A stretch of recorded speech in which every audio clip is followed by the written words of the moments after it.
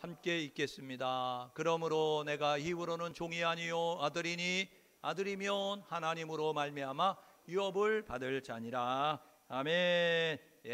오늘은 갈라디아서 4장 1절에서 7절 말씀 가지고 예수님이 오신 목적은, 이런 제목으로 우리 함께 하나님 말씀 상고하려고 합니다. 하나님께서는요 우리 인간에게 공평하게 이제 주십니다. 그래서 공평하신 하나님, 우리가 이렇게 고백을 하게 되지요. 우리 하나님께서 사람들에게 주시는 것 가운데서 시간이라는 것이 있습니다. 이 시간은요 동양이나 서양이나 남자나 여자나 어른이나 아이나 건강하든지 건강하지 못하든지 부자든지 가난하든지 모든 사람에게 24시간 줬어요. 우리가 공평하게 생각할 때는요, 일을 많이 해야 될 젊은이들, 공부를 많이 해야 될 우리 학생들에게는 하루가 30시간이면 참 좋을 것 같아요. 그리고 이제 일을 다 마치신, 은퇴하신, 연로하신 분들에게는 이제 20시간만 하루를 줘도 그렇게 좋을 것 같습니다. 그런데 은퇴하신 분이나 공부해야 될 학생들이나 일을 해야 될 젊은이나 일을 마치신 연세가 드신 분들이나 어떤 분들이 동일하게 24시간을 주어졌어요. 이 시간을 어떻게 활용하느냐에 따라서, 이 시간에 흘러감고 해서 어떻게 반응하느냐에 따라서 우리의 삶의 그러한 결과가 달라짐을 우리가 보게 되는 거죠. 그러니까 이 흘러가는 시간 가운데서 시간을 어떻게 활용하느냐, 시간을 규모 있게 선용하고 활용하고 그리고 짜임새 있게 하게 되면 성장과 발전을 이루게 되어져요.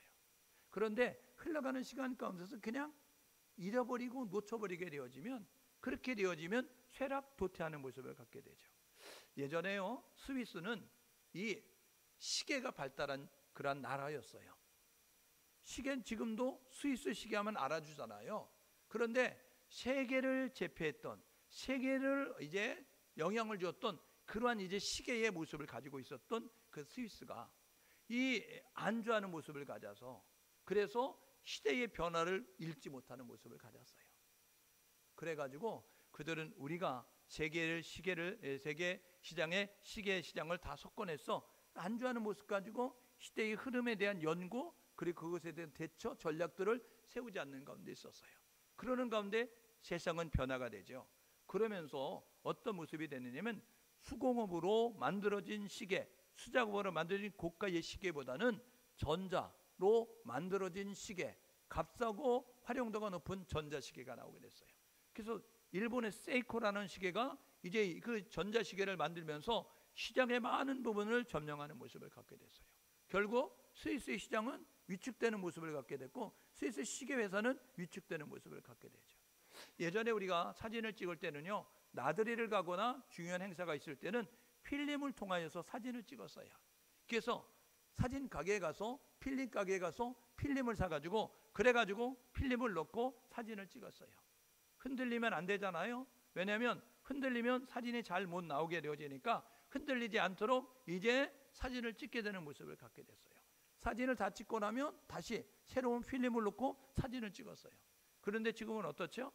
여러분, 그 필름을 넣어야 되는 그 만들었던 후지필름이라든지 코닥이라든지 이런 필름 회사들이 시대의 흐름 가운데서 이제는 필름이 필요 없는 시대가 올 거야? 그러면 그때 우리가 어떻게 될까?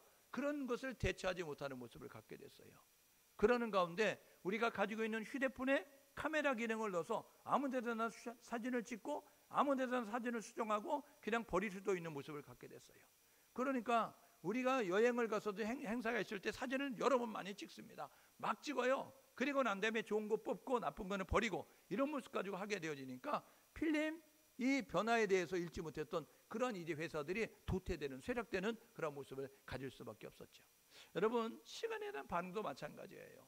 그러니까 여러분, 운동 경기를 예를 통해서 들리게 되면, 운동 경기를 할 때 실력이 뛰어난 팀은 닥치고 공격하는 거예요. 우리는 전략이고 뭐 필요 없어, 우리의 전술대로 하면 돼, 그냥 그런 모습 가지고 나와요. 그런데 실력이 딸리는 팀은 어떡하죠? 실력을 딸리는 팀은 전술을 짜야 돼요. 전략을 짜야 된다고요. 야, 쟤들이 실력이 막강하니까 우리가 맞서서는 이길 수 없어. 그러니까 우리가 처음에는 수비, 빗장을 걸고 우리가 이제 막는 데 주력하자고, 그리고 어느 정도 시간이 지난 다음에 우리도 이제 그 전환을 해서 전략을 바꾸어서, 그래서 수비만 하는 게 아니라 공격을 해서 우리가 집중적으로 이렇게 해야만 이길 수 있어. 아니면 지지 않고 비길 수가 있는 거야. 이런 모습을 갖죠. 그래서 전략을 짜는 거예요. 어느 시점까지는 수비만 하다가 어느 시점에 공격으로 전환한다. 이런 모습을 갖죠. 그런 것뿐만 아니라 그라운드에서 운동장에서 뛰고 있는 선수를 보면서 감독은 이제 생각하는 거예요. 얘를 언제 바꿔줄까? 이런 생각을 갖는 거죠. 분명히 팀의 에이스예요. 주전이라고요. 잘하고 있어요. 그런데 오늘 컨디션이 별로다 그러면 바꿔서 대체 선수를 집어넣어야 되는 거예요. 미련을 버리지 못하고 컨디션이 안 좋은데 집어넣게 되면 경치를 망칠 수밖에 없죠. 경기를 하는 가운데 이 선수가 힘이 떨어져요. 그래서 기량을 발휘할 수 없는 모습을 갖게 되면 재빨리 선수 교대를 해줘야 되는 거예요. 선수 교체를 해줘야 되는 거예요.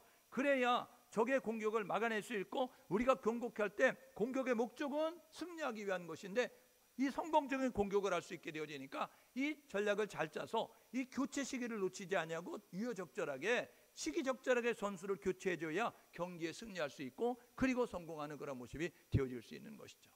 여러분, 영적으로도 마찬가지입니다. 우리 육이 있으면 영이 있는 것처럼 이 물질의 세계 가운데서 이렇게 시간이 중요한 것 같이 우리 영적으로도 시간이 중요하다는 거예요. 여러분, 그래서요, 지금 우리 영적으로 지금 시간이 중요한데 지금이 어느 때인 줄 알아야 되는 거죠. 여러분, 봄인지 가을인지를 알아야 되고 아침인지 저녁인지를 알아야 되는 거예요. 봄에는 심는 것이고 가을에는 거두는 거예요. 여러분, 아침에는 일어나는 것이고 저녁에는 잠을 자는 겁니다. 이게 뒤집어지면 곤란해지는 거예요. 여러분, 일어날 시간에 자리 펴고 눕는다든지, 여러분 추수할 때 심는다든지, 여러분 심어야 될 때 여러분 심지 아니하는 모습 갖게 되면 농사 망치는 거죠. 사업 망치는 거죠. 여러분, 이 하루를 망치는 거 아니겠어요? 그렇게 되어지니까 지금 때를 분별함이 중요한 거예요. 시기를 분별함이 중요한 거예요. 시기 적절하게 여러분 행동함이 중요한 것이죠. 지금이 무슨 때냐? 회개의 때입니다. 창세기 3장에 보니까요, 에덴 동산에서 아담과 하와가 범죄를 해요. 하나님이 창세기 3장 9절에 이렇게 얘기합니다. 아담아, 내가 어디 있느냐? 이렇게 물어봅니다. 여러분, 하나님이 아담이 숨은 곳을 못 찾아서 어디 있냐고 이렇게 묻는 것처럼 생각하면 큰 오산입니다. 하나님은 전능하시거든요. 하나님은 무소부재하시거든요. 하나님은 어디나 계셔요. 그렇기 때문에 동산 그늘에 숨은 아담을 아신다고요. 그런데 마치 모르는 것처럼 아담아, 내가 어디 있느냐? 이렇게 묻는 것은 회개의 기회를 주시는 거예요. 그런데 그가요, 그 하나님이 찾으시는 음성을 듣고도 회개하지 않아요. 그래서 하나님이 직접적으로 물어봅니다. 창세기 3장 11절에 너 왜 선악을 알게 하는 나무의 열매 먹었니? 이렇게 물어봅니다. 그때에 아담이 이렇게 이야기해요. 네, 제가 욕심 때문에 그랬어요. 뱀이 와서 유혹하는데 하나님처럼 될 수 있다 그래서 내가 하나님 되고 싶은 욕심 때문에 따먹었어요. 이렇게 남자면 이렇게 자기의 잘못을 시인하는 거 아니에요? 여러분, 리더는 시인할 줄 아는 사람이 리더예요. 여러분, 그 리더가 못 되는 사람은요, 변명합니다. 그 자리를 회피하는 거예요. 그래서 진정한 리더는요, 용기 있게 자기의 잘못을 인정하는 모습을 갖는 거죠. 남자가 돼가지고요, 아담이 뭐라 그래요? 이렇게 이야기합니다. 하나님이 만들으신 하와 때문에 내가 먹었어요. 이렇게 책임을 전가하는 비겁자가 됐어요. 그래서 하나님이 창세기 3장 13절에 이렇게 물어봅니다. 하와야, 왜 그랬니? 이렇게 이야기합니다. 그러면 여러분, 비겁한 남자와 사는 여자는 비겁하지 말고 용기가 있어야 될 거 아니에요? 그러면 아이고, 제가 욕심 때문에 그랬어요. 이렇게 이야기하면 좋은데 하와도 부창부설하고 여러분, 그 남편의 그 이제 아내라고 이렇게 말하는 거예요. 당신이 맞는 뱀 때문에 그랬습니다. 뱀이 와서 유혹하기 때문에 그렇습니다 라고 이야기하는. 여러분, 유혹한다고 다 넘어집니까? 여러분, 미혹한다고 다 넘어지냐고요? 아니에요. 욕심 때문에 넘어진 거 아니에요. 그러면 내 욕심 때문에 그랬어. 이렇게 용기 있게 말하는 모습을 갖는데 그렇지 않는 모습을 가져요. 여러분, 지금이 무슨 때이냐면 한국교회가 회개할 때입니다. 여러분, 지금이 무슨 때냐면 믿음의 성도들이 회개할 때라고요. 왜요? 여러분, 우리가 말씀대로 하지 않았어요. 하나님이 원하는 일을 행하지 아니하고 하나님이 기뻐하지 않는 일을 행하는 모습 가지고 우리가 삶을 살았다고요. 그래서 역대하 7장 14절에 이렇게 이야기합니다. 뭐라고 이야기하면 이렇게 이야기한다고요. 내 이름으로 일컫는 내 백성이 스스로 악한 길에서 떠나 자신을 낮추어서 나의 얼굴을 구하면, 그러면 내가 하늘에서 듣고 그들의 죄를 사하고 그 땅을 고칠지라. 이렇게 말씀하고 있습니다. 여러분, 지금 무슨 때냐면 우리가 하나님 앞에 회개의 기도를 드리고 하나님의 자비와 공의를 구할 때예요. 한국교회가 하나님을 찾으면, 우리 믿음의 성도들이 하나님 앞에 기도하면 하나님께서 우리의 기도를 들으시고 우리의 죄를 사하시며 우리의 그러한 이 땅을 고치셔서 지금 코로나가 전 세계를 강타하고 있는데 이 가운데서 힘들고 어려운 가운데 있는 사람들이 회복과 치유의 역사를 경험하게 되는 겁니다. 여러분, 역사의 주관자는 하나님이신데 역사의 주관자이신 하나님은요, 믿음의 사람을 보면서 역사를 이끌어 가시는 거예요. 성경의 역사를 보면요, 믿음의 사람이 잘하면 복을 받게 되고 주변 사람이, 믿음의 사람이 잘못하면 믿음의 이제 애매한 사람들이 고통당하는 모습을 갖게 됩니다. 대표적인 예가 요나예요. 구약의 요나는요, 믿음의 사람이었어요. 근데 하나님의 뜻을 저버리고 자기 욕심대로 자기 생각대로 행동하다가 그가 하나님께서 원하지 않는 니느웨로 가서 나의 메시지를 전달해라 이야기하는데 동북쪽에 있는 니느웨가 아니라 서쪽에 있는 그 다시스행 배를 타고 도망가다가 그 배 안에 타고 있는 여행객들, 상인들, 여러분 고향을 방문하는 사람들 고통당하게 만들어요. 그래서 그 배에 타고 있던 사람들을 다 잃어버리고 겨우 목숨만 부지하는 모습을 가질 수밖에 없는 그런 애매히 고통당하게 만드는 일을 누가 했냐? 요나가 했어요. 여러분 사도행전 27장에 보니까요, 이 배를 항해하게 되었는데 그 배에 여러분 276명이 타고 있었습니다. 그런데요, 275명은 욕심 때문에 그 배를 무리하게 항해를 했어요. 그래서 유라굴라 광풍을 만나가지고 완전히 배가 깨어져서 이제 바다에서 죽을 그런 이제 가운데 있었습니다. 창세기 사도행전 27장에 보게 되니까 열 나흘 동안 해도 달도 별도 보이지 않는, 그래서 캄캄한 가운데서 잦아지지 않는 풍랑 파도로 인하여서 살 소망이 끊어졌다고 이야기합니다. 275명이 할 거 다 해봤는데 안 되기 때문에 이게 자포자기하고 죽을 수 있는 그런 상황 가운데 있어요. 그런데 그 가운데 하나님께서 이 바울에게 나타나서 이렇게 이야기하죠. 너가 예루살렘에서 나를 증언한 것처럼 로마에서도 나를 증언하여 하리라. 그러면서 이 배에 있는 모든 사람은 다 살게 될 거야. 배는 깨져서 침몰하게 되지만 배에 타고 있는 270명은 다 산다. 이렇게 말씀했어요. 여러분, 만약에 바울이 안 타고 있었으면 그 배에 타고 있는 사람은 다 깨어서 엄청나게 많은 사람이 희생됩니다. 그런데 하나님께서 그 배에 타고 있는 바울을 살리고자 이 많은 사람들을 살리는 그러한 은혜를 베푸셨어요. 믿음의 사람이 중요합니다. 믿음의 교회가 중요하다고요. 교회가 교회다우면, 성도가 성도다우면 세상은 살만한 세상이 되는 것이고 세상은 아름답게 되는 것이고, 교회가 교회답지 않으면, 성도가 성도답지 않으면 세상은 애매히 고통당하는 사실이 있어서 오늘 저와 여러분 모두가 책임의식을 가지고 이 세상에 되어지는 이런 어려운 일들은 우리 때문이다, 나 때문이다, 책임의식을 가지고 회개의 자리로 내려가서 하나님의 얼굴을 찾고, 하나님, 우리가 잘못했습니다. 내가 안 했더라도 나의 이제 가족들이, 내 친구들이, 내 주변 사람들이 여러분 낙태를 하고 동성애를 하고 기독교 성경적 가치관에 위반된 그런 모습을 가지고 행하는 것들은 잘못된 일인데 잘못을 모르고 행동하고 있는 그런 모습, 간음을 인정하고 여러분 이런 것들은 다 잘못된 것인데 그런 것을 이제 잘못으로 인정하지 않는 사람들을 대신해서 하나님 앞에 회개할 때 하나님은 하늘에서 우리의 모습을 보시고 우리의 소리를 들으시고 하나님께서 죄를 사시고 그 땅을 고쳐서 이 땅의 재앙이 떠나가서 살만한 세상이 된다는 사실을 지켜가셔서 책임의식 가지고 기도의 자리에 나아가 기도할 수 있는 우리 모두 될 수 있기를 주님 이름으로 축복합니다. 고린도서 6장 2절 하반절에 이렇게 이야기하죠. 보라, 지금은 은혜 받을 만한 때다. 보라, 지금은 구원의 날이다. 이야기하고 있습니다. 여러분, 지금이 은혜 받을 만한 때고 지금이 구원의 날이라는 거예요. 이 소리를 묵상하시면 어디로 결론이 되어지려면 서서히 구원의 문이 닫히고 있다는 겁니다. 여러분, 구원의 문은 활짝 열려져 있지만 구원의 문은 영원히 열려져 있지 않냐고 때가 되면 닫게 되어지는 거예요. 우리가 부르는 찬송 가운데 그런 찬송이 있습니다. 구원의 문, 한 번 닫힌 구원의 문 결코 열려지지 않으니, 여러분 열려 있을 때 들어가야 된다는 사실을 기억하셔서 저와 여러분 모두가 예수를 통한 구원이 있다는 사실을 기억하셔서 예수를 전하여 모든 사람 구원받기 원하시는 하나님의 소원을 이룰 수 있는 예수 전달 증인의 사명을 살아갈 수 있는 우리 모두 될 수 있기를 주님의 이름으로 축복합니다. 그러니까 타이밍이 중요하다니까요. 타이밍이. 여러분, 시기적절하게 행동함이 중요한 거예요. 보세요. 여러분, 전도서 3장 1절에 범사에 기한이 있고 천하 만사가 다 때가 있다라고 이야기하잖아요. 전도서 3장 심을 때가 있으면 거둘 때가 있고, 헐 때가 있으면 세울 때가 있고, 날 때가 있으면 죽을 때가 있으며, 여러분 그런 모습 가지고 우리에게 이야기하는 거예요. 밤이 있으면 어둠이 있고, 여러분 낮이 있으면 어둠이 있는 것과 마찬가지로, 봄이 있으면 가을이 있는 것과 마찬가지로 그렇게 되어지는 모습을 갖죠. 전도서 3장 11절에 하나님은 모든 것을 지으셨는데 때를 따라 아름답게 하신다라고 이야기해요. 아름답게 하시는 하나님이에요. 봄철에 싹을 틔우죠. 여름철에 푸르르게 만들어요. 가을철에 단풍이 져서 아름답게 만들어요. 겨울철에 다 잎이 떨어져서 앙상한 가지만 있고 있다고요. 그런데 죽은 것 같았던 그것이 봄철 되면 싹을 틔우고, 여름 되면 이제 활짝 푸르름을, 이제 녹음을 자라가고요. 가을 되면은 울긋불긋한 모습으로 단풍의 옷을 입어서 아름답게 하시는 하나님의 역사를 따라 여러분 표현하는 모습을 갖게 되는 거예요. 여러분, 잠언 25장 11절에 이런 말이 있습니다. 경우에 합당한 말은 은쟁반위의 금사가니라. 여러분, 이게 뭐예요? 경우에 합당한 말.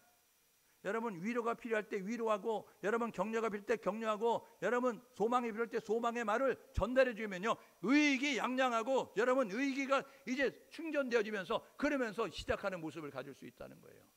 고린도서 6장 1 하반절에 보라 지금 은혜 받을 만할 때, 보라 지금은 구원의 날이라고 이야기하죠. 이사야서 55장 6절에 이렇게 이야기하잖아요. 너희는 여호와를 만날 만한 때에 찾으라. 가까이 계실 때 그를 부르라. 여러분, 만날 만한 때에 하나님을 찾아야 되고, 하나님 가까이 계시니, 하나님 등지고 떠나시는 때가 있으니 그 전에 하나님을 부를 수 있는 우리 모두 될 수 있기를 주님의 이름으로 축복합니다. 여러분, 타이밍이 중요하니 이 시기 적절하게 행동하고 말하심을 통하여서 하나님의 영광을 드러낼 수 있는 우리 모두 될 수 있기를 주님의 이름으로 축복합니다. 여러분, 시간에는 두 종류가 있어요. 인간의 시간이 있고 하나님의 시간이 있습니다. 인간의 시간은 수평의 시간이요, 이 하나님의 시간은 수직의 시간입니다. 인간의 시간은 크로노스라고 얘기해서 흘러가는 역사의 시간 가운데서 아침, 점심, 저녁으로 봄, 가을, 봄, 여름, 가을, 겨울로 흘러가는 시간처럼 작년과 올해와 내년에 이런 흘러가는 시간 가운데서 수평의 시간으로 흘러갑니다. 그런데요, 이 흘러가는 시간 가운데 수직의 시간으로 하나님이 임재하시고 하나님이 개입하시는 카이로스의 시간이 있다는 거예요. 이걸 수직의 시간이라고 이야기하는데, 이것은 뭐냐면 하나님이 임재가 역사 가운데 개입하시는 거예요. 오늘 4장 4절에 때가 참에 이렇게 이야기하잖아요. 무슨 때냐고요? 여러분, 시기가 되매 이렇게 이야기하는 거예요. 무슨 시기냐고요? 여러분, 때가 참에, 이것은 뭐냐면 하나님이 정한 시기, 하나님이 정한 때인데 예수 초림, 예수 재림에 그런 때가 있다는 사실을 우리에게 이야기해 줍니다. 초림은 구원의 주 아니에요? 그러니까 때가 참에 이렇게 이야기하면서 갈라디아서 4장 4절을 기록할 때는요, 때가 참에 구원의 주로 예수가 오실 때가 참에 하나님께서 예수를 보내셨다, 이렇게 이야기하는 거예요. 구약은 오실 예수님에 대해서 이야기하죠. 그래서 구약 성경을 보게 되면요, 예수님이 오실 거야 이렇게 이야기해요.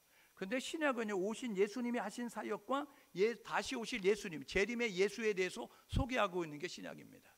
그런데 구약 마지막 39권 가운데 39번째 성경이 말라기, 그리고 신약 27권 가운데 첫 번째 성경이 마태복음. 이 말라기와 마태복음 사이에 갭이 얼마냐면요, 400년입니다. 400년. 이 말라기 시대의 포로 귀환이 이루어지게 됐는데, 그때는요 메데바사가 다스리던 때예요. 그 전에 포로로 끌려가던 시대가 있는데, 북이스라엘은 아수르라는 나라에 멸망을 당하고 남유다는 바벨론이라는 나라에 멸망을 당하는데 70년 만에 포로에서 귀환하게 될 거야. 이제 바벨론의 포로로 끌려가기 전인데 그렇게 이야기해요. 그래서 예레미야 선지자에게 이야기하죠. 25장 11절에, 여러분 29장 10절에 보게 되면 뭐라고 이야기하면, 너희들 바벨론의 포로로 끌려가서 70년 동안 종에서 돌아오게 될 거야, 이렇게 이야기합니다. 여러분, 이사야 선지를 통해서 뭐라고 이야기하냐면, 하나님께서 이사야서 45장 25절에 이 44장 24절인가 45장 5절에 뭐라고 이야기하면, 고레스가 너희를 돌아오게 할 거야 이야기한다고요. 이름도 이야기해요. 너희들 포로로, 아직 포로도 끌려가지 않는데 포로 생활한다. 그리고 포로 생활하다 너희들 돌아오게, 너희들 귀한 명령 내리는 왕은 고레스야, 이렇게 이야기하는 거예요. 여러분, 내년에 대통령이 누가 될지도 여러분 모르잖아요. 그런데 하나님은요, 내년이 아니라 앞으로 포로 생활 70년, 그 다음에 1차, 2차, 3차 포로 귀환하게 되는데, 그때의 포로 귀환할 왕이 누군지 알아? 그러면서 이사야 선지자께서 말씀해 주셨어요. 내 목자 고레스, 이렇게 이야기한다고요. 여러분, 역대하 36장에 에스라서 1장 1절에 보게 되면요, 바사왕 고레스 때에 고레스 원년에 포로 귀환이 이루어지는 모습을 갖게 됩니다. 여러분, 그래서 세계는 이렇게 이스라엘이 멸망을 당하고 포로 생활하고 포로 귀환하게 되어지고, 그리고 이제 있게 되어지는데, 세계는 바벨론에서 메데바사로, 그 다음에 헬라 그리스 제국으로, 그 다음에 로마 제국으로 세계의 강국들이 그렇게 다르게 되어졌어요. 그때에 여러분 보십시오. 이게요 아수르 제국입니다. 북이스라엘 멸망시켰던 아수르 제국. BC 722년에 예수님 오시기 722년 전에 북이스라엘 멸망당하고 바벨론 제국이거든요. BC 586년에 남유다가 멸망을 당합니다. 150년 뒤에. 그 다음에 메데바사라고 하는 나라가 세계 최강국이 되는 거예요. 그러니까 아수르, 바벨론, 메데바사, 그리고 그리스가, 헬라, 그리고 로마가 세계를 제패합니다. 보십시오. 여러분 이 아수르가 세계를 제패했을 때 이 아수르, 이게 이쪽에 보게 되면 갈릴리, 요단강 여기 사이에 요게 이렇게 토끼 머리처럼 된 게 여기 아카마만이잖아요. 이집트에 그곳에 여러분 이쪽을 중심으로 해서 이 아수르가 이렇게 제국을 형성하게 됐어요. 그런데 바벨론 제국은 보십시오. 바벨론은요 여기가 지금 이제 아카마만이잖아요. 그 위에가 지금 이스라엘 쪽이잖아요. 그러니까 갈릴리 호수와 요단강과 사이에 있잖아요. 이게 바벨론 제국이라고 저 북쪽으로까지 더 점령이 되어진 그런 모습 가지고 바벨론 제국을 이루어요. 그 다음에 메데바사 헬라 제국이 되어지는데 여러분 보십시오. 이게 토끼 모양으로 여기잖아요. 그러니까 이쪽을 점령했던 그러한 이제 나라들과는 다르게 동쪽으로 세력을 뻗쳐가지고 페르시아 제국을 이루게 되었다고요. 여러분 그런데 그 헬라 제국이 그리스의 알렉산더가 죽고 난 다음에 나라가 네 조각이 됐죠. 그리고 난 다음에 로마가 이제 세계를 제패합니다. 로마는 보십시오. 이스라엘은 여기예요. 여기 아카바만 토끼머리처럼 돼 있잖아요. 이쪽이거든요. 그런데 보십시오. 로마는요 이쪽으로부터 시작해서 여러분 이쪽까지 여러분 점령한 그런 모습을 가져요. 그래서 옛날 속담에 모든 길은 로마로 통한다 이렇게 말씀하고 있는 거잖아요. 그러니까 여러분 이런 영향력을 발휘하는 가운데서 이 제국들은 저마다 나라를 우리의 제국에 영원해야 돼. 그래서 한 일이 있어요. 어떤 일을 합니까?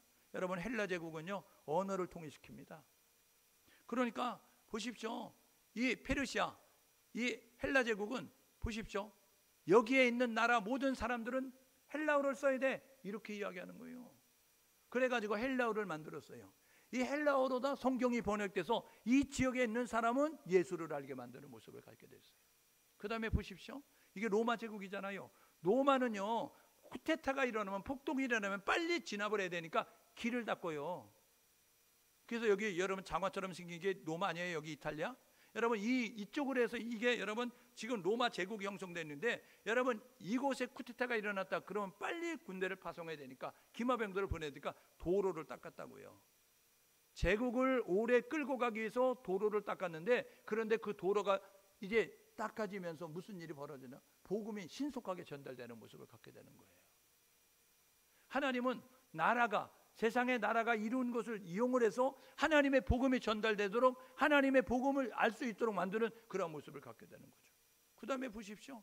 여러분 이 로마 이제 제국이 일어나게 됐다. 하스문 왕조가요 이 헬라 제국의 그러한 이제 잔당들이 있게 되어졌을 때 그때에 여러분 막가비 혁명을 일으키게 되어집니다. 그래서 100여 년 동안 독립되는 때가 있었어요. BC 한 100 이제 70년에서 BC 한 이제 70년까지 그때에 독립되는 100년 동안에 있었는데 그때에 그들이 생각했던 것이면 하나님은 선택하셨는데 우리를 선택하셨는데 구원자 메시아를 주실 것이야. 그러니까 이 로마 제국의 핍박 가운데 있지만 우리에게 정치적인 메시아, 경제적인 메시아를 보내주실 거야. 메시아 대명사상이 있게 되어졌어요. 구원자가 올 거야. 우리에게 구원자가 올 거야. 이런 모습 가지고 지금 있게 되어지는 거예요. 보십시오. 언어를 통일시키시고 도로를 닦으시고 그리고 메시아 대망사상을 이제 형성하게 하신 다음에 하나님이 때가 되매 오늘 4장 4절에 때가 되매 아들을 보내셨다라고 해요. 아들이 누구예요? 예수 그리스도 아니에요. 예수 그리스도가 오신 날 성탄절이잖아요. 성탄절의 주인공은 선물 받는 날 아닙니다. 성탄절의 주인공은 여러분 휴가 가는 날이 아니에요. 성탄절의 주인공은 예수님이에요. 그러니까 성탄절에 여러분 생일 파티에 주인공 없는 생일 파티하면 그거 제대로 된 거 아니잖아요. 생일 파티할 때 주인공이 있어야 될 거 아니에요? 그 선물은 누구에게 줘요? 생일 맞은 사람에게 주는 거잖아요. 그러면 성탄절의 주인공 예수님을 기억하고 예수님을 축하하고 예수님께 예배드리는 모습을 가져야 되는데 예수님은 온데간데 없이 예수님 빼놓고 우리끼리 논다는 건 주인공 없이 생일 잔치하는 거예요. 저와 여러분 모두가 성탄절의 주인공 누구인지를 알고 성탄절의 의미를 바로 알고 여러분 잘 지킬 수 있는 우리 모두 될 수 있기를 주님으로 축복합니다. 여러분 때가 참에 하나님이 하신 일 여자에게 나게 하시고 율법에 나게 하셨다. 여자에게 나게 하셨다. 여러분, 이게 구약 성경의 선지자를 통해서 말씀하셨다니까요. 하나님께서요 창세기에 이야기하는 거예요. 모세를 통해서 주셨던 모세오경 창세기 3장 15절에 이렇게 이야기합니다. 여자의 후손과 너의 뱀의 후손이 원수가 되게 될 거야 라고 이야기하는 거예요. 여자의 후손은 예수 그리스도를 의미한 것이고, 이 뱀의 후손은 사단의 그러한 세상 사람들의 그런 모습을 가지고 있는 이제 그런 사람들이었어요. 그 사람들이 원수가 될 거야. 이사야 선지를 통해서 이사야 7장 14절에 처녀가 잉태의 아들을 낳을 거다. 여러분, 처녀가 아기 낳는답니다. 에이구 망측해라. 어떻게 그런 일이, 이렇게 생각하는 거 아니에요. 의학적으로 어떻게 남자 없이 어떻게 애가 생기며, 여러분 어떻게 이제 그 처녀가 아기를 낳겠어요. 의학적으로 과학적으로 이해가 안 되는데 하나님은 이사야서 통해서 말씀하시는 거예요. 보라, 처녀가 잉태의 아들을 낳으리니 이름을 임마누엘이라 하리라 라고 이야기하잖아요. 여러분, 구약의 선지를 통해서 예언하신 하나님은 신약에 여러분 예수 그리스도를 통해서 이루어 가시는 거예요. 민수기 23장 19절에 이렇게 이야기하죠. 하나님은 사람이 아니니 거짓말하고 하나님은 인생이 아니니 후회가 없으시도다. 하나님이 말씀하신 말을 실행하지 않겠느냐? 하나님이 약속하신 그 말씀을 이행하지 아니하게 하시겠느냐? 여러분, 하나님은 말씀하시면 그대로 이루십니다. 우리 정치인들은요 우리 국민들을 실망시키잖아요. 이거 하겠습니다 하고 그때뿐이지 안 하잖아요. 그런데 우리 하나님은요 성경에 말씀하신 그대로 말씀하시고 이루시고 예언하시고 성취하시는 그 하나님은요, 이사야서 7장 14절에 하셨던 그 말씀처럼 여러분 마태복음 1장 18절에 보니까 성령으로 잉태하십니다. 남자와 첫날밤을 치르자는 애가 생긴다니까요. 성령으로 잉태돼서요. 그래서 우리는 다 남자의 후손입니다. 그런데요 예수만은 여자의 후손이에요. 왜요? 아직 결혼하지 않는 동정녀 이 마리아의 몸을 빌어서 이 땅 가운데 오셨기 때문에 여자의 후손이라고 이야기하는 거예요. 그래서 마태복음 1장 21절에 이렇게 이야기하죠. 아들을 낳으니 이름을 예수라고 하라. 그 이름은 자기 백성을 저희 죄 가운데서 건지실 자입니다. 예수 구원자라는 거예요. 예수는 구원자라고 이렇게 이름을 지어라 라고 말씀해서 여러분 때가 참에 하나님이 하신 일은 여자에게 나게 하시고 율법 아래 나게 하셨어요. 왜요? 예수님이 이 땅에 오셔서 이루신 일이 있습니다. 첫 번째가 뭐냐면요, 율법 아래 있는 자들을 속량하는 거예요. 율법의 기능이 뭔지 아십니까? 로마서 3장 20절에 보니까 율법의 기능은 죄를 깨닫게 하는 겁니다. 율법이 있기 전에는 죄가 죄인지를 몰랐어요. 그런데 하나님이 이스라엘 백성들 애굽에서 이끌어내서 시내산에서 주신 게 율법입니다. 왜요? 너희들 이렇게 살아야 천국 가, 이렇게 이야기한 거예요. 여러분, 시내산에서 율법을 주신 하나님은 이 신약 성도들에게 주신 것이 있는데 사도행전 2장의 성령입니다. 그러니까요 애굽에서 나온 이스라엘 백성들이 시내에서는 율법 받아 율법 준수해야 가나안 땅에 들어가는 것처럼 여러분 신약 오늘 살아가는 우리의 성도들은요 우리에게 성령을 주셨으니 성령의 충만함을 받고 성령의 세례를 받아야 천국 갈 수 있어요. 로마서 8장 9절에 그리스도의 영 없으면 그리스도의 사람 아니야. 이것은 뭐냐면 성령 받지 않으면 천국 못 가, 이렇게 이야기하고 있는 거예요. 날마다 점검해 보십시오. 내가 성령의 사람인지, 내가 거룩한 성령의 인도함을 받고 있는지, 성령을 탄식케 하거나 성령을 근심케 하거나 성령을 염려케 하는 일을 행하고 있지 않는지. 여러분, 교회가 성령을 탄식케 하는 일을 행합니다. 성도들이 성령을 근심케 하는 일을 행한다고요.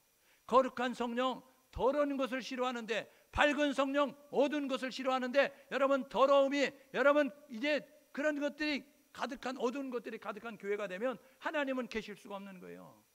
그래서 많은 교회들이, 한국에도 7만여 교회가 있는데요, 하나님이 떠나신, 성령님이 떠난 교회가 너무 많은 거예요. 여러분 성도들 가운데 여러분 안에 세례를 받으면, 예수를 믿고 제사함을 받고 세례를 받게 되면 성령이 여러분 안에 계시는데, 여러분들이 더러운 일을 행하면, 더러운 생각을 갖고 더러운 말을 하고 더러운 행동하면 여러분이 안에 계신 성령께서, 거룩한 성령께서 탄식하고 근심하다가 결국은 떠나는 거예요. 그래서 성령 없는 성도가 많습니다. 성령 없는 교회가 많다고요.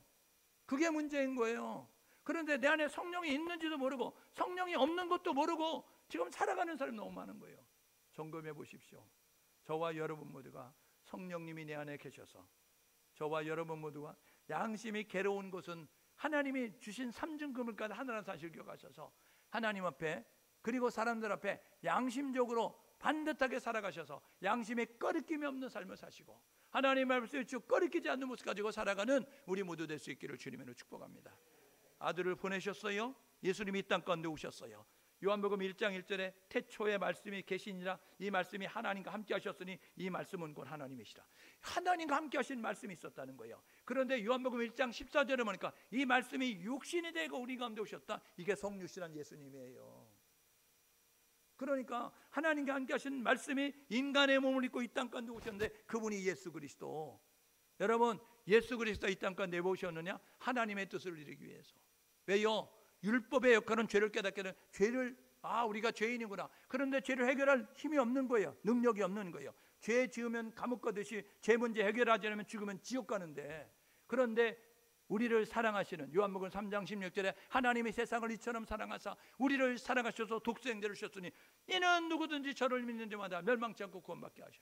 예수를 믿고 구원받을 수 있도록, 지옥 가지 않고 천국 갈 수 있도록 예수를 보내주셨다는 거예요. 그래서 예수님이 땅 가운데 오셔서 하신 것은 율법 아래 이제 그런 죄에 놓여서 종노릇하고 있는 그러한 사람들을 자유하기 위해서 예수님이 이 땅 가운데 오셨다는 겁니다. 속량은 뭐냐면 대신 값 지불했다는 거예요. 대신 값 지불했다. 여러분, 식당에 밥 먹으러 갔는데 누군가 아이고 목사님 제가 밥값 지불했어요. 기분 괜찮아요? 예? 밥 먹고 있는데 아이고 목사님 제가 식사 계산했습니다. 편하게 들고 가세요. 이러면요 너무 기분 좋은 거예요. 예? 여러분, 내가 값을 지불해야 되는, 누가 값을 지불해야 너무 기분 좋잖아요. 여러분, 우리의 죄값을 누가 지불하면 하나님이 예수를 통해서 우리의 죄값을 지불하셨어요. 그래서 우리는요 기분 좋아하는 거예요. 그래서 기뻐한다니까요. 기뻐. 예? 여러분, 복음에 합당한 생활이 뭐예요? 기뻐하는 거예요. 왜요? 하나님이 구원의 은혜를 베풀으셨구나. 예수를 통해서 나의 죄값을 지불하셨구나. 기쁘다. 그런 모습 가지고요. 여러분, 식당에서 돈 밥값만 안 해도 기쁜데, 여러분 영원히 살 수 있는 영원한 생명을 주셨는데 안 기쁘겠어요? 그러니까요, 여러분 보물을 발견하면 기뻐하듯이, 여러분이 좋은 것을 발견하면 기뻐하듯이, 여러분이 구원을 받았다는 그 예수 그리스도가 나의 죄값을 다 지불했다는 사실을 깨닫게 되면 기뻐하는 거예요. 여러분, 그 죄에서 자유케 하신 예수의 오신 첫 번째 목적, 그 자유를 누림으로 하나님 은혜에 감사의 고백을 드리며 살 수 있기를 주님의 이름으로 축복합니다. 그래서 우리 복음에 합당한 생활을 하자는 거예요. 복음을 누리는 생활을 하자는 거예요. 복음에 합당한 생활은 뭐냐면 예수를 믿는 사람은 이렇게 살아야 된다. 첫 번째가 뭐냐면 기뻐하고 감사하는 거예요. 기쁜 일이 있어야 기뻐하지, 감사할 일이 있어야 감사하지. 이건 세상 사람이 안 되니까요. 여러분, 세상 사람들은 믿음의 사람들에게 자기 수준 정도로 살기를 원하지 않아요. 그러죠? 세상 사람들 욕하는데 우리가 욕하면 뭐라 그래요? 교회 다니는 것도 욕하냐 이렇게 합니다. 예? 자기들은 새치기 하면서 우리가 새치기 하면 뭐라 그래요? 교회 다니는 것도 새치기 하냐? 이러면서 이야기해요. 그러니까 그들의 말 속에는 무슨 의미가 담겨져 있냐면, 우리는 그렇게 행동해도 너희는 수준 높게 살아야 돼, 너희는 수준이 다르게 행동해야 돼 라고 이야기하고 있는 거예요. 여러분, 그러니까 기뻐할 수 있는 상황인데 기뻐하는 건 세상 사람, 감사할 제목이 있으니까 감사하고 감사치 않는 것은 세상 사람. 그런데 감사할 수 없어서 감사하는 것은, 여러분 기쁜 일이 없어도 기뻐할 수 있는 것은 믿음의 사람이 가져야 될 삶의 자세를 깨달아서 기뻐하는 우리 모두 될 수 있기를 주님으로 축복합니다. 데살로니가서 5장 16절 18절, 그리스도 예수 안에서 우리를 향한 하나님의 뜻, 항상 기뻐하라, 쉬지 말고 기도하고 범사에 감사하라. 항상 기뻐하고 범사에 감사하는 것이 하나님의 뜻임을 깨달으셔서 저와 여러분 모두가 현실 상황 힘들고 어렵다고 할지라도 끝을 아름답게 하실 하나님, 그리고 우리에게 좋은 것을 하나님을 기억하면서 감사의 고백을 드릴 수 있는 우리 모두 될 수 있기를 주님으로 축복합니다. 예수님이 오신 목적 두 번째, 여러분 5절 하반절에 있습니다. 이게 뭐냐면 아들의 명분을 얻게 하십니다. 하나님의 자녀 된다는 거예요. 우리가 전에는 어떤 자세요? 예수를 알기 전에, 예수를 믿기 전에 어떤 모습이었냐면 우리는 전에 진노의 자녀였어요. 전에 어둠의 자녀였다고요. 전에는요 멸망의 자녀였다니까요. 그런데요 예수를 믿으면서 우리는 하나님의 자녀가 되는 거예요. 멸망의 자녀였을 때, 진노의 자녀였을 때 하나님의 저주 아래, 그리고 이제 영벌의 지혜를 겪으면 지옥에 들어갈 수밖에 없는 상황 가운데 있었어요. 그런데 예수를 믿으면서 하나님의 자녀가 돼요. 어떻게 됩니까? 우리는 하나님의 예배신 축복을 누리고요, 하나님이 주신 영원한 생명을 얻을 수 있는 그러한 자리로 나아가게 되는 거예요. 그래서 요한복음 1장 12절에 영접하는 자, 곧 그 이름을 믿는 자들에게는 하나님의 자녀가 된다. 예수를 믿으면, 예수를 부르면 하나님의 자녀가 돼서 신분이 바뀌어지는 거예요. 여러분, 신분이 마귀의 자녀에서 하나님의 자녀로, 어둠의 자녀에서 빛의 자녀로, 육신에 속한 자가 아니라 영에 속한 사람으로 살아가는 겁니다. 교회 다니는 우리들, 하늘을 속한 사람이 됐으니, 하나님의 자녀가 됐으니 땅의 것에 급하고 연연하지 말고 하늘의 것을 바라보고 하늘의 것을 소망하며 살 수 있는 우리 모두 될 수 있기를 주님의 이름으로 축복합니다. 여러분, 성공하는 거 중요하죠. 여러분, 출세하는 거 중요하죠. 여러분, 돈 많이 버는 거 중요하죠. 여러분, 그런데 더 중요한 것이 있습니다. 그건 뭐냐면요, 돈으로도 못 가요, 힘으로도 못 가요, 재능으로도 못 가요, 얼굴 이뻐도 못 가요, 맘 착해도 못 가요. 천국은 믿음으로 갑니다. 여러분, 믿음의 부자가 되기 위해서 노력할 수 있기를 주님의 이름으로 축복합니다. 그러니까요, 이 세상에서 돈을 버는 것만큼, 열심히 나는 것만큼 믿음을 키우기 위해서 노력해야 되고, 여러분이 성공하기 위해서 노력하는 만큼 믿음을 키우기 위해서 노력해야 되고, 여러분이 출세하기 위해서 노력하는 것만큼 여러분들이 이 믿음을 키워가기 위해서 노력하는 모습 가지고 나아가야 되는. 그런데 어때요? 세상의 것은 급하고 빠른데 영적인 것은 둔하고 어두운 모습 같잖아요. 교회들마다 다 불 껐어요. 교회들마다 예배 안 드려요, 기도 안 해요. 여러분, 그래서요 교회가 지금 쇠락하는 거예요. 여러분, 때가 있다고 했잖아요. 지금 그 때를 놓치면 여러분 실기하면 실패하고 패배하는 인생이 되는 거잖아요. 지금이야말로 기도할 때고, 지금이야말로 하나님을 찾을 때고, 지금이야말로 하나님께 집중할 때임을 깨달아서 하나님께 돌아가 하나님께 예배할 수 있는 우리 모두 될 수 있기를 주님의 이름으로 축복합니다. 여러분, 기도하는 한 사람은 기도하는 한민족보다 위대하고 크고요. 여러분, 기도하는 교회는 결코 망하지 않고요, 기도하는 민족은 결코 망하지 않는 기억하셔서 저와 여러분 모두가 기도의 자리요, 여러분 기도의 불을 환히 밝히고 무너진 예배단을 수축하면서 예배에 집중할 수 있는 우리 모두 될 수 있기를 주님의 이름으로 축복합니다. 많이 모이고 어려우면 쪼개서 모이면 되는 거 아니에요? 모이지 말라고 안 하지 않았잖아요. 몇 %까지 모여? 그러면 쪼개서 모이면 되죠. 여러분, 10부 드리면 누가 뭐라 그러겠어요? 20부 드리면 누가 뭐라 그랬어요? 여러분, 우리가 한 번 예배 드린다고 고정관념이니까 11시에만 예배 드린다고 생각하니까 몇 % 모이라고 그러니까 나머지는 안 드리는 모습 같잖아요. 수고가 되더라도요, 교회 중직자들은요 새벽 5시부터 6시서 7시, 8시 시간 쪼개가지고요, 여러분 그렇게 재석의 30%니까 여러분 100석이면 30명 모일 수 있으니까 여러분 300명 모이는 건 10번만 드리면 30명씩 드릴 수 있잖아요. 그런 모습으로 예배를 자리를 지키겠다고 노력하는 모습 가져야 되는데, 모이지 말라고 그랬다고 30% 모이라고 했다고 여러분 30% 나머지는 여러분 대면 예배 아니면 비대면 예배로, 그래서 화면 보고 예배 드리라고 하니까요, 처음에는 예배 드리는데 2, 3주 지나고 한 달 지나면요 추리닝 바람에 여러분 이제 대충 누워서 여러분 전화하면 전화 받고 그런 모습으로 집중하지 않고 예배 드리니까 온전한 예배가 되는 것이 아니죠. 하나님은 영이시니 예배하는 줄 찾으시니 영과 진리로 예배할지니라 말씀하셨으니 정성 다하여 예배할 수 있는 우리 모두 될 수 있기를 주님의 이름으로 축복합니다. 세 번째로 예수님이 오신 목적 뭡니까? 여러분 7절에 보니까 유업을 이을 자 이렇게 이야기하는 거예요. 유업을 이을 자는 상속자예요. 상속자. 여러분, 재벌들이 후계자에게 재벌 수업 여러분 하잖아요. 승계 수업 하잖아요. 여러분, 우리가 하나님의 상속받을 그런 사람이 됐다고 한다면 하나님의 뜻을 이루기 위해서 우리가 하나님의 뜻이 무엇인지를 알아야 되잖아요. 하나님의 뜻이 무엇이죠? 요한복음 20장 31절에 보니까 예수 그리스도를 아는 것이요 하나님을 아는 것이요 예수 그리스도를 알고 하나님을 알고 믿어 영생을 얻는 것이 하나님의 뜻이라고요. 오늘 저와 여러분 모두가 하나님을 알자, 힘써 여호와를 알자, 여러분 그리스도의 장성한 분량까지 믿음에 자라가기 위해서 노력하는 모습 가지고 하나님을 알아가기 위해서 노력할 수 있기를 주님의 이름으로 축복합니다. 데살로니가서 5장 16절 18절 항상 기뻐라, 쉬지 말고 기도하라, 범사에 감사하라, 이는 그리스도 예수 안에서 너희를 향한 하나님의 뜻이 항상 기뻐하는 것이니, 하나님의 뜻이 범사에 감사하는 것이니 늘 감사의 일기를 쓰시고 감사의 고백을 드리고 늘 기뻐하는 모습 가지고 나아갈 수 있는 우리 모두 될 수 있기를 주님으로 축복합니다. 디모데전서 2장 4절에 하나님은 모든 사람이 구원받기를 원하신다. 하나님의 소원, 모든 사람 구원받는 것이요, 하나님의 비전, 하나님의 모든 사람이 이제 천국 가는 것이 하나님의 소원임을 깨달아서 천국 가려가면 예수 믿어야 하니 예수를 전달할 수 있는 우리 모두 될 수 있기를 주님의 이름으로 축복합니다. 예수님이 땅 가운데 오신 목적 세 번째는 뭐냐면 유업을 입을 자가 됐으니 하나님의 뜻을 이어받아 하나님의 뜻을 세상 가운데 전달할 수 있는 우리 모두가 될 수 있기를 주님의 이름으로 축복하는 거죠. 이렇게 결단하고 사십시다. 범사에 기한이 있습니다. 범사에 때가 있다고요. 여러분, 지금 무슨 때인지를 아십시오. 한국교회가, 우리 믿음의 성도가 지금 무슨 때인지를 알고 그 때에 맞게 시기적절하게 해야 되는 거예요. 일해야 될 때 일해야 되죠. 여러분, 쉴 때 쉬어야 되는데 일할 때 쉬고 쉴 때 일하고, 여러분 엇박자로 가면 안 되잖아요. 아침에 일어나는데 자리 펴고 눕고, 자리 펴고 눕는데 일어나고, 여러분 이러면 이게 정상적이지 않잖아요. 심어야 되는데 안 놀고, 거둬야 되는데 심고, 여러분 이거 이상한 거 아닙니까? 저와 여러분 모두가 지금은 하나님을 찾을 때예요. 지금은 하나님께 돌아갈 때예요.